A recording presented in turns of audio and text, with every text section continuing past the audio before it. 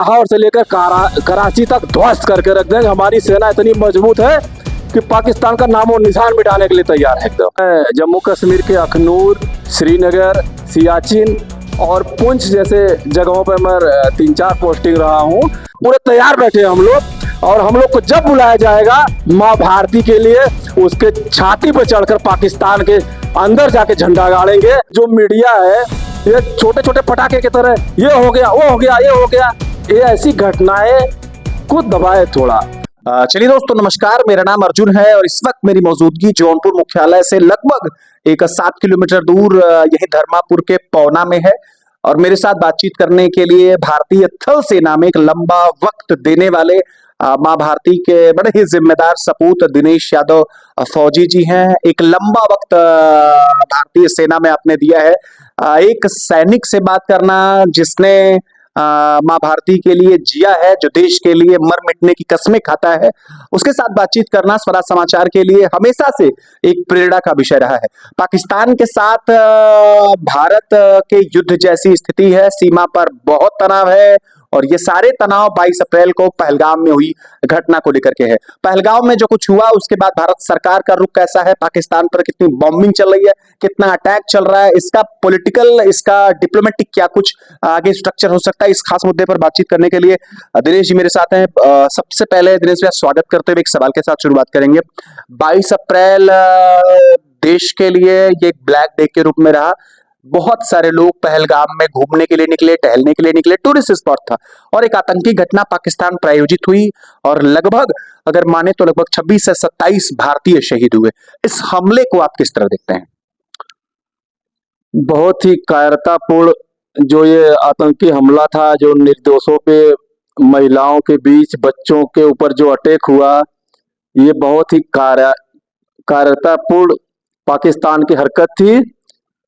और इसका जवाब ठीक 13 से 14 दिन के बाद हमारी भारतीय सेना ने उनके अंदर घुस के उनके 9 महत्वपूर्ण ठिकानों पर धमाका किया है, और साथ ही पहलगाम में जो घटना हुई उनको सच्ची श्रद्धांजलि अर्पित किया है। अच्छा, एक बात और जानना चाहेंगे।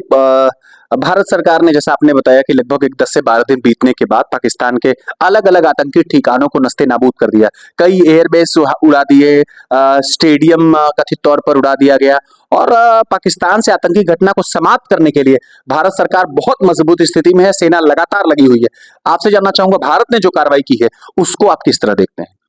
ये बहुत ही सराहनीय कदम है, और हमारी जो भारतीय सेना है वो हमेशा तैयार रहती है। ये नहीं कि कोई घटना हो गई तो फिर हम तैयारी करेंगे।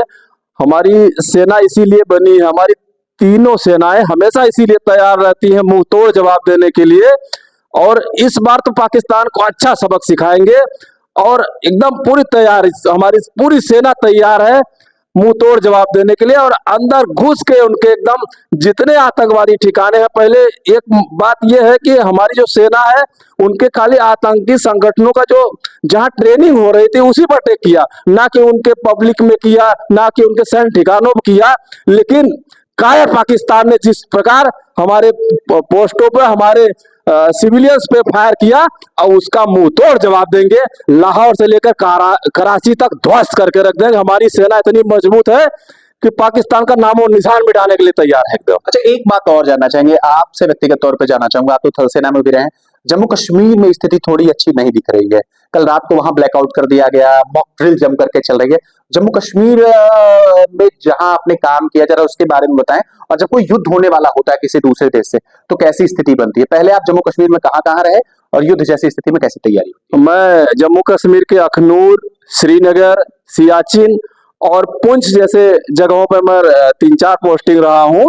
जब ऐसी कई स्थिति आती है, कोई युद्ध जैसी स्थिति आती है, तो वहाँ के गांव जो है खाली करा दिए जाते हैं, उनको सुरक्षित स्थानों में भेज दिया जाता है, और बंकरों में शिफ्ट कर दिया जाता है, और साथ ही सेना को एडवांस कर देते हैं, आगे कर देते हैं। और दुश्मन का करारा जवाब देने के लिए हमारी पूरी तैयारी रहती है। और हम जम्मू कश्मीर से लेकर जितने हमारे बॉर्डर है, चाहे अमृतसर से सटा हो, राजस्थान से सटा हो, हमारी भारतीय थल सेना, हमारी वायु सेना, नौसेना पूरा मुस्तैदी के साथ एकदम अलर्ट है और पाकिस्तान को नस्तो नाबूद करने के लिए तैयार है। हमारी 100 करोड़ जनता, हमारी 100 करोड़ जनता भी तैयार है एकदम कि ये आतंकवाद एकदम नामो निशान मिट जाए पाकिस्तान का, इसके लिए सब लोग तैयार हैं। एक सैनिक होने के नाते आप लोगों का खून अलग लेवल पे उबाल करता है। आप जम्मू कश्मीर में नहीं है, लेकिन जो स्थिति पनपी है वहां वास्तव में वो बड़ी तनावपूर्ण है। एक सैनिक होने के नाते इस पूरी के पूरे घटनाक्रम को आप किस तरह देखते हैं? एक सैनिक होने के नाते मेरा ये कर्तव्य धर्म है, हम लोग एकदम तैयार है। हमारे जितने पूर्व सैनिक जितने लाखों की संख्या में है पूरे तैयार हैं, और जब ऐसा कुछ स्थिति आती है तो उनको बुलाया जाता है और पूरे तैयार बैठे हैं हम लोग। और हम लोग को जब बुलाया जाएगा माँ भारती के लिए, उसके छाती पर चढ़कर पाकिस्तान के अंदर जाके झंडा गाड़ेंगे, उनको नष्ट नाबूद करने के लिए हमारे पूर्व सैनिक, हमारे पूरे पब्लिक, हमारी पूरी जनता, सारे लोग तैयार हैं ताकि एकदम पाकिस्तान को ध्वस्त कर दे। एक एक बच्चा यहाँ तैयार है पूरा भारत का। अच्छा, एक बात और जानना चाहेंगे दिनेश जी आपसे। राजनीतिक प्रश्न नहीं है।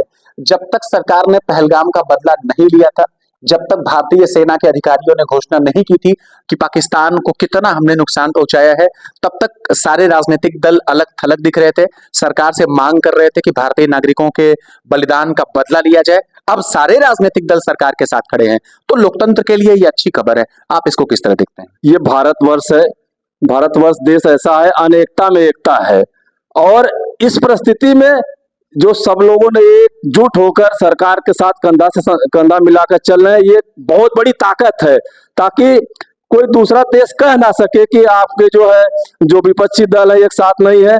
पूरे विपक्ष दल के सारे नेता, सारी जनता, सारा आवाम एकदम एक साथ है कि आतंकवाद को नामो निशान मिटा देना है। सब लोग तैयार हैं और एक अच्छी बात है। और मैं आपके चैनल के माध्यम से एक बात और कहना चाहता हूँ, जो मीडिया है ये छोटे छोटे पटाखे की तरह ये हो गया, वो हो गया, ये हो गया, ये ऐसी घटनाएं को दबाए थोड़ा। और हम सबसे अपील करने चाहते हैं, अपने 100 करोड़ जनता से अपील करना चाहते हैं कि हमारी कोई मोबिलाइजेशन हो, हमारी कोई एयर आए या हमारी कोई गाड़ियां मूव हो रही हो और कुछ इस प्रकार की हरकत हो रही, हमारी सेना हरकत कर रही हो, तो उसका वीडियो, उसका रील ना बनाए।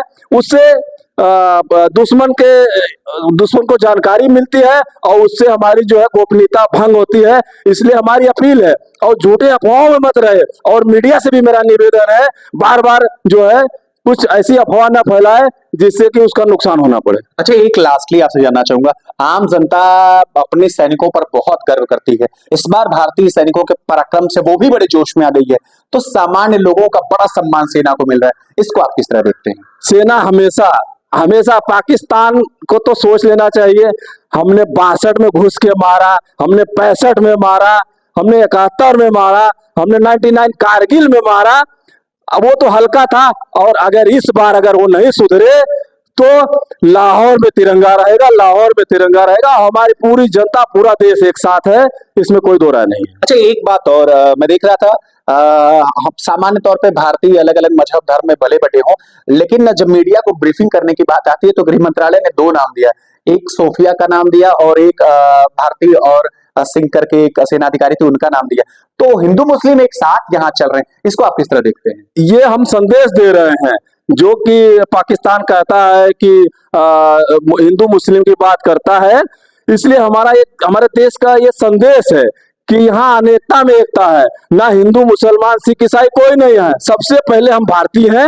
इसलिए एक संदेश दिया, और एक अच्छा संदेश है कि यहाँ का हिंदू हो, मुसलमान हो, सिख ईसाई हो, सब भारतीय है, और पाकिस्तान तुमको खत्म करने के लिए सब एक साथ हैं। अच्छा, एक लास्टली मैं आपसे जानना चाहूंगा, जब किसी परिवार का कोई सैनिक सीमाओं पर रहता है, इवन ऐसी स्थिति जहां पर युद्ध जैसे हालात हों, तो आप तो सैनिक रहे हैं, परिवार में कैसी हालत रहती है लोगों की? लोग क्या कुछ सोचते हैं अपने परिवार के बारे में?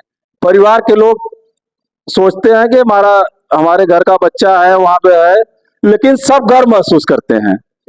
इस एक दिन के लिए अगर कोई 15 साल 20 साल सारे दिन पड़े हुए हैं, लेकिन इस एक दिन के लिए पड़े हैं कि कभी हमें देश की रक्षा करने का मौका मिले और दुश्मन देश के साथ लड़ाई करने का सौभाग्य जिसको मिल जाए, उससे बड़ा कोई सौभाग्य नहीं है। अच्छा, अंतिम बिल्कुल लास्टली आपसे जानना चाहूंगा, पाकिस्तान की स्थिति अब ठीक नहीं दिख रही है। भारतीय सेना घर में घुस करके मार रही है। अब क्या लगता है, पाकिस्तान नक्शे में रहेगा या फिर अगर इसी तरीके से तनाव रहा तो पाकिस्तान समाप्त हो जाएगा?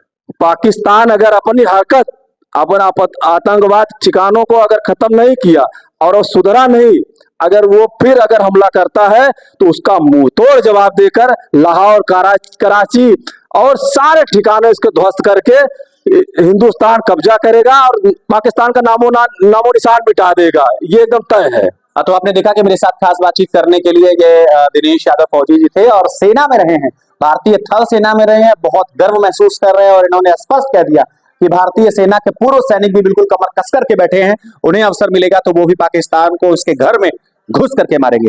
नमस्कार।